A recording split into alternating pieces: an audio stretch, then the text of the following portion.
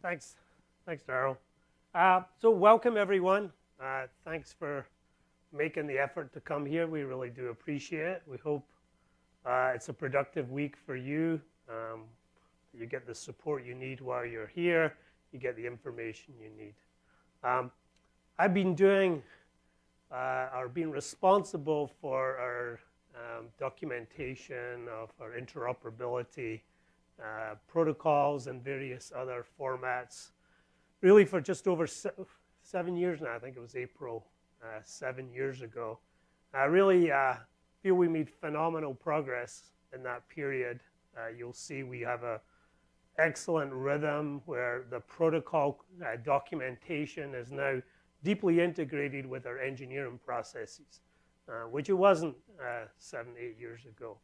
And you'll see what's available. We published some stuff last week, and as you get the builds later this week. So these kind of events are an integral part because we can meet one-on-one with you in a much more intimate forum than just publishing information for you to download. So you can interact with our engineers and developers. So this week, during the Build conference, Windows Server 2012 R2, the preview release, and Windows 8.1 preview release will be made available. I can't remember the exact times. It's something weird like 3 a.m. tomorrow morning or 11 p.m. tonight. But what's called TechEd Europe is happening in Madrid, and it's synchronized with a keynote there, at least the 2012 R2 release. So you'll be able to download the bits then. Last week, was it, or the week before, we published all of the new and updated protocols that are in the 2012 R2 release. They're available. There's a link there, but I'm sure most of you know where those are. Fairly significant number of new protocols and updates to protocols in all sorts of areas, from Bluetooth matching to changes in directory. A couple of areas I wanted to kind of talk about. There's a focus in this release on bring your own device, where we've introduced some new concepts, slightly different from domain registration. So there's changes to the Active Directory Federation services to support this. And also, what do we call it? The Enterprise Client Sync, where we made changes to the sync protocol to the file servers, and that shows up in our Enterprise Client Sync. And Hyper-V data storage protocol, some work there. But I think there's probably, Jim, maybe correct me, 25 new protocols? 20 in that range, and updates to mid-30s, something like that. And the rest are unchanged. So we're excited to get kind of feedback on those. And of course, as we get to the final release, we'll have updated the documents based on any feedback, testing that we'll do, testing you'll do, and any changes. The updates are particularly changes in SMB3 and what we call SMB Direct, or RDMA support. I think one of the things we're seeing is the industry moving to file-based storage more than block-based storage, and particularly as we're now able as an industry to deliver the performance that people want equivalent to block-based storage with remote offload through the NICs. So quite a number of exciting things in areas I think that people are interested in here: the identity area, directory, and storage. These events, as I said, are really important to us and hopefully valuable to you. We believe they're valuable. We've held 27 of these events over the last 5 years, 5 or 6 a year. Over 1,200 participants, 160 companies. And we see a wide participation from a number of industries, both hardware, software, telecoms, people from standards bodies. We've tried to hold them throughout the world so that people don't necessarily have to travel here. We had some recent ones in Asia, for example. So we'll look forward to your feedback during the week and at the end of the week on how we're doing with these. I think the results, we're excited that we see interoperability between products, people building other compatible implementations. File sharing, I think it was interesting last week or the week before at the Apple conference when they talked about switching to SMB from the APF, Apple File Protocol. That was pretty stunning. It went out fairly quietly, but it was very interesting. Don't know if anyone here is from Apple, but if you are, we're delighted. Yeah, and hopefully we can make sure it works well between the two companies. Thank you. Remote desktop is attractive, and we see a number of implementations of that. I think it's a well-understood protocol. And areas of identity and authentication and interoperability between SharePoint and Exchange. We know the clock's just rebooted. It was kind of caught my eye. The clock went to dash, dash, dash, back to that. It's now goes to 4/8. So, sorry, I was distracted by the clock rebooting. Back to the time. In addition to documenting the protocols, one of the things that's important for us is to also build tools that help people create protocols, debug them, analyze what's going on. So we've really had a pretty significant investment in the Microsoft Message Analyzer that's available as a download. It's really a successor to the network monitoring. Not only can you analyze protocols, but other message and events, things that you put to the log. It's very interesting how you can integrate multiple layers of the stack and dig in. Hopefully you'll spend a bunch of time on that. But we have a lot of people working on that, and it's a very interesting tool as we bring together all the different things that are going on and interactions between components in the system. Here's some of the highlights. I said it does network packets, but also can integrate events or user data where you can have your own handlers for it. It can handle different layers on the stack from deep in the kernel. It's possible to start a high-level protocol and then dig into the layers of the protocol, tag the packets. You can do lots of pivots or the correlation between the data. So I think it's a very powerful tool. Have people had hands-on use of it? Not much. I really encourage you to kind of look at this. I know our teams now deeply use it. We made a bunch of enhancements for even the Azure team who are looking at it as a way of parsing the events that are going on in the system. So it's also designed for large scale and large performance as well.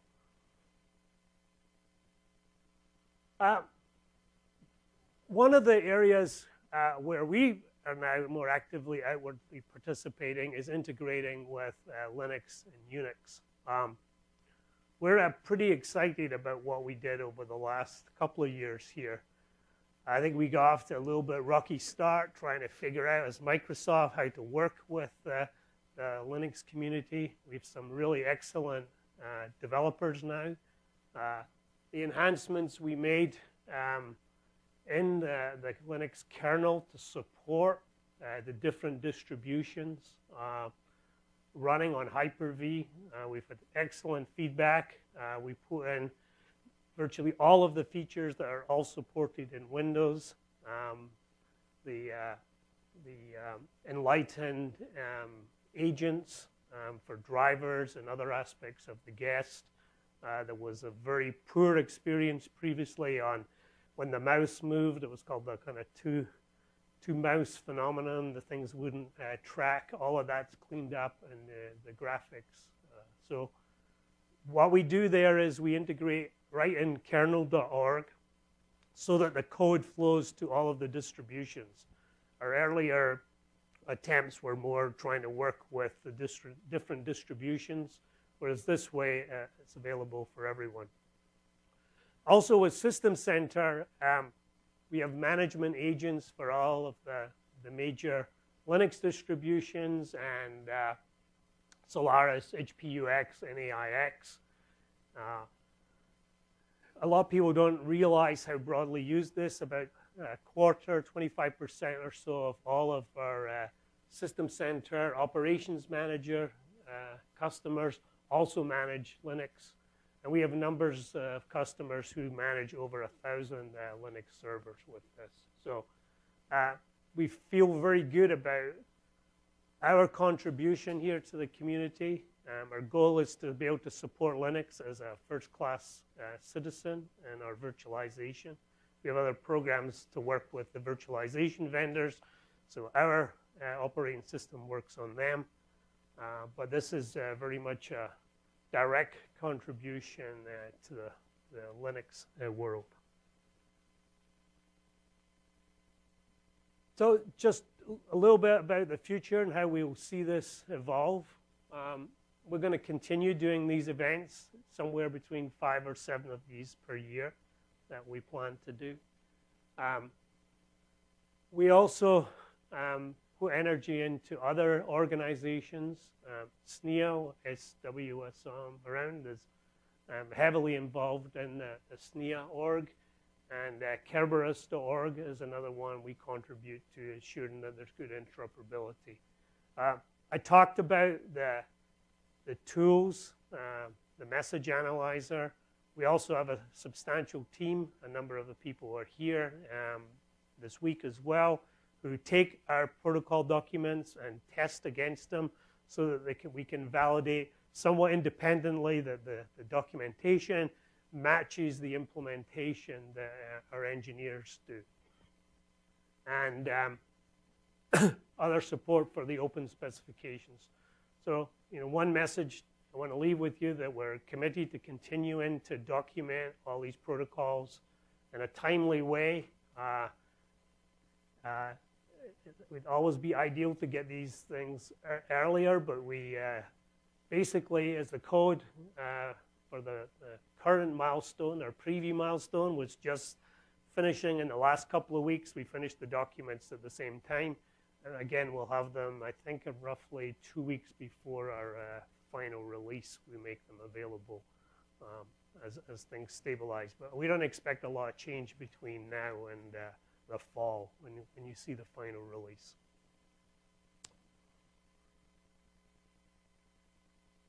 So the next 3 days, we've got people here from, this work gets done across Windows. WSSC stands for Windows Server and System Center, the team that I'm responsible for the development of. People from SharePoint, SQL Server, and Exchange. So you'll get presentations. We have labs with demonstrations. Ensure that people have one-on-one time as well, so that you can engage. And my experience of all of these things, it's the personal connections you make and the personal relationships that you make at things like this that really make them useful for you in the long term. You've got a name that you can contact somebody. It's the real people. It's not some marketing team we're sending along to talk to you. These are the engineers and the program managers who worked on these protocols. It's probably useful for people to, we have a vast number of documents now, hundreds of documents, and just finding the roadmap through the documents, the ones that are related to each other, and really how to kind of, if you're new to this, there's a relatively consistent structure between documents so you can move from one to the other. So, let me kind of summarize. Again, thanks for coming. I know it takes a lot of time and effort to come here. Our goal is to make it worthwhile for you. Both make sure we got high quality documentation, but also that these kind of interoperability labs where you can be hands-on. I think you're going to learn much more than just reading some document. When I've attended some of these before, once we're into the day 2 and day 3, people are very hands-on, debugging things, sharing information. So that's a great opportunity. So happy to take any questions before I hand back to Daryl. Any questions? There will be. There will be questions. Mine is very high level. But, you sure? Questions? Well, Bill, as you mentioned, the specifications for the Windows open specifications have been posted for our preview of Windows 8.1 and Server 2012 R2. I did send you a link to all of you, our Windows invitees. I'm going to prove it works. There we go. Yes. Clicked on the link. So the link is there. They are available for download and reference. Please do refer to those. We'll be talking in more detail about those specifications this week, some of the key scenarios that Bill mentioned, and digging into, of course, the SMB3 protocol family and others. So thank you for all of your interest in those documents, and we will have the actual builds for the preview here this week. These are the ones we didn't change. You'll be pleased to know. In case you wanted to know. This section here are ones that have updates, and these are the new ones from here to here. So. And we realize that the vast majority of you are interested in a specific group of protocols as far as your top interest. Again, welcome to the event. One question over here. Yes? Brett, can you repeat the question? Just wondering when you're expecting R2 to actually be released. When we're finished.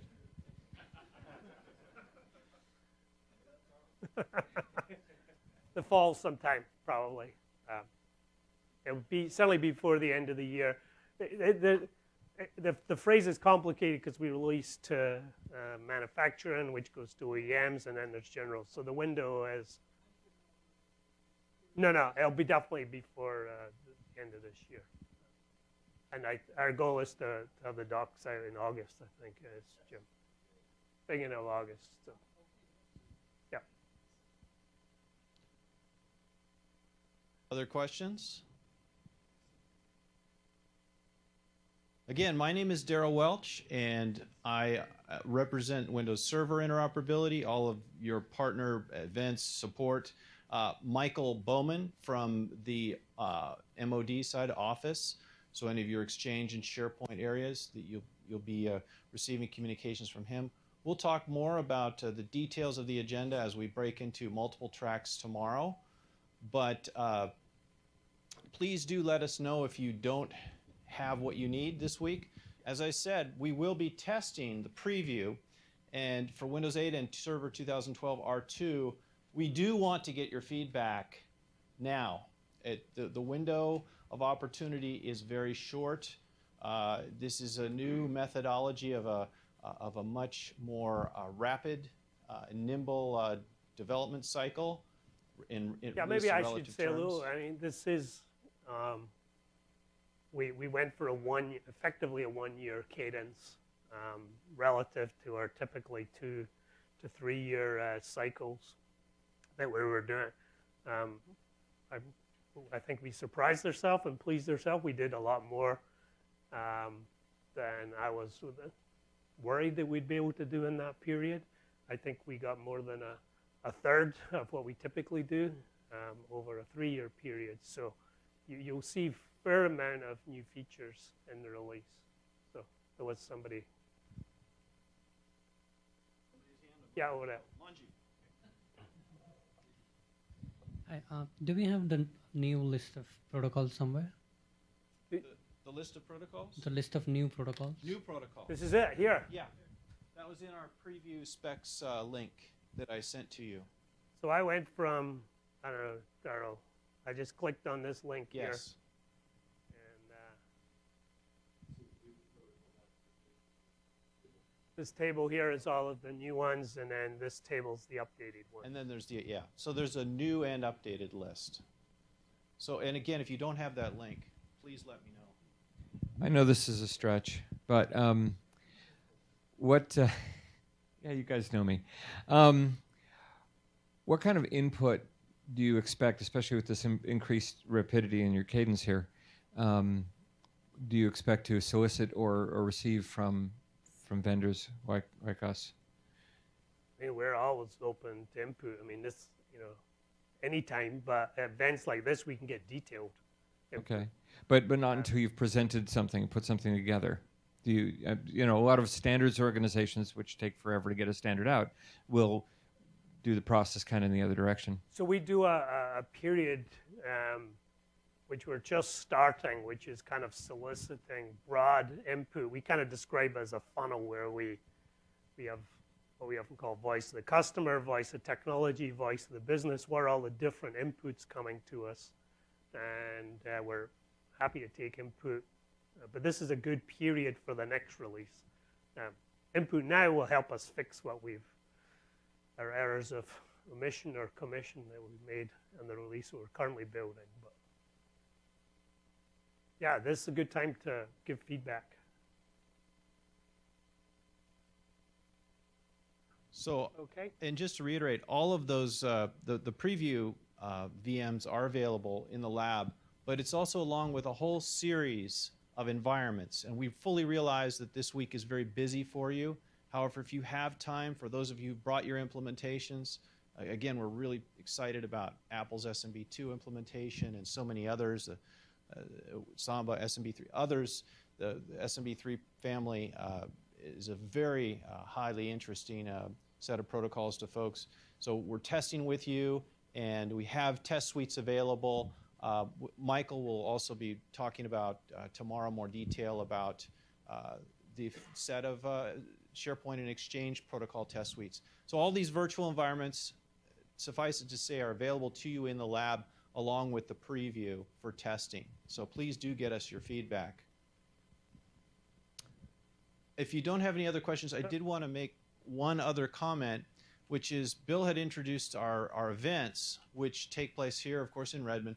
We have the industry location events. And SW, did you want to just mention briefly, put in a plug for our SNIA SDC? We never miss an opportunity to plug SNIA and Storage Developer Conference.